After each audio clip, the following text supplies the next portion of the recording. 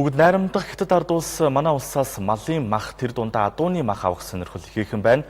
Амьд мал гарахгүй учраас одоо хамтарсан үйлдвэр байгуулж мах бэлтгэх боловсруулах чиглэлээр хамтран ажиллах гарцыг судалж байна. Хүнс хөдөө аж ахуйн хөнгөн үйлдвэрийн сайд сэргэлэн бичигтийн бом толоод холбогдох газруудтай танилцаад ирлээ.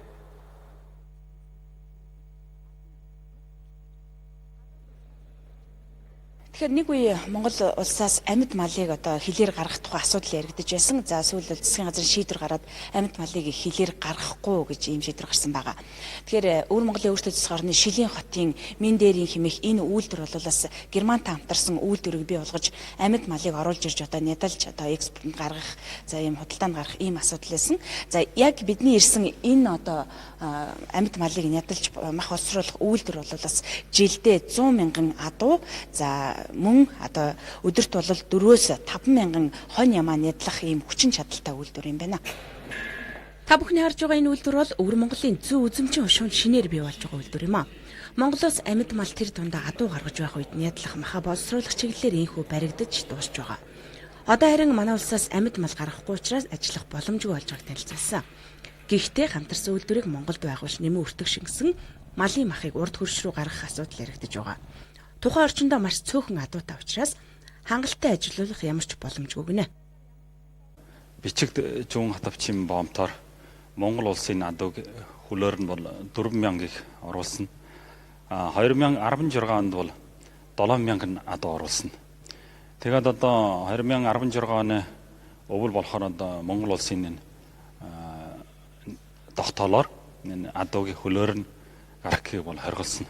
Энэ үйлдвэр байгуулж өгөх талаар бол манай хятадын талын одоо төрийн байгууллагын бодлогын талаар бас яригдж байгаа гэж тоолсон.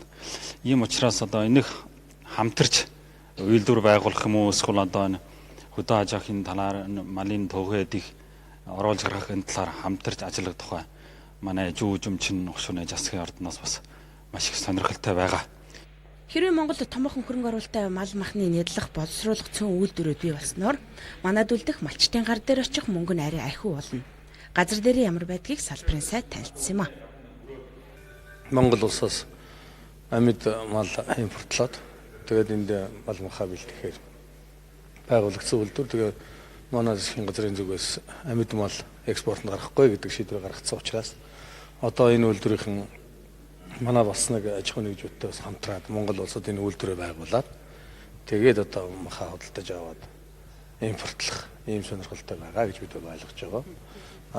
Манай улс орны хувьд бол энэ гадны хөрөнгө оруулалтыг хамтарсан үйлдвэрүүдийг бол дэмжиж оруулж ирээд энэ гадны хөрөнгө оруулалт өөрөө Монгол улсад шингэж хийж манайхаас автогдож хөнгөрөлтөй автогдох худалдаж авах нь бол үндсэндээ тодорхой болсон. За хилийн наан хямд өртгөр амьд мал ороод хилийн цаана илүү үнэтэй болчихдог учраас бид энэ мөнгөө өөрсдөдөө авч үлдэхийн тулд боловсруулж гаргах нь чухал байгаа. Гэхдээ энэ дээр хамтран ажиллах сайн түвших хэрэгтэй учраас бид сонголт хийх ёстой юм а.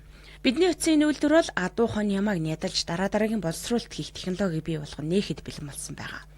Ийм хэмжээний хамтарсан үйлдвэрийг Монголд бий болгож жилдээ тодорхой тооны махыг экспортод гаргаад байгаад малын бэлчээрт яваа малчиндаа улс орны эдийн засагт түлхэж өгөх ирээдүй харагдаж байгаа юм а. Энэ үйлдвэр жишээ нь жилдээ 100 мянга гэж байгаа бол Монгол улс бол жилдээ 200 гаруй мянган тонн мах гаргахад л одоо бас дээд хэмжээ л гэж ярихаар шүү дээ бид бол. Тэгээ тийм учраас бол эхлээд одоо өнөөдөр бол бид 9 мянган тонн л гаргаж байна. Эхний ээлжинд нэг ядаж 20 мянга 30 мянган тонн. Тэгээ үе шаттай нэмэгдүүлэх тийм ээ, бодлогоор нэмэгдүүлэх. Нэг дор бүлцэл хийтэл одоо бүгэн мах гаргамжил байхгүй. Махны үйлдвэрүүдээ эхнээс нь яг олон улсын чинэр стандартын дагуу ийм одоо сайн үйлдвэрүүдийг байгуулад тэнд нь харин одоо мал махаа цөөн тоогоор чанартай сайхан бэлдээд гаргадаг үе талгаа эхлээд нэгст болох бах. Дараа нь үе шаттайгаар нэмэгдүүлэх ийм асуудал байж болно. Гэхдээ бид өөрсдийнхөө малын тоо, нөхцөл байдал, жил болгоны одоо бас малынхаа тоог бас нэлээд анхаарч хийж бас энэ төлөвлөлтийг хийх шаардлагатай л да. Монгол улсад олон хүн ажлын байраа хангадаг.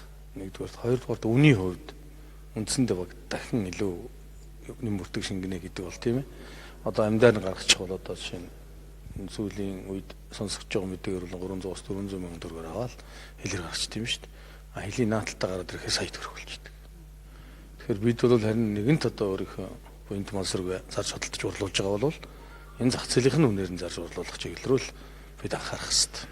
Мэдээллийг Жавзмал Лавсрунаар бэлтгэлээ.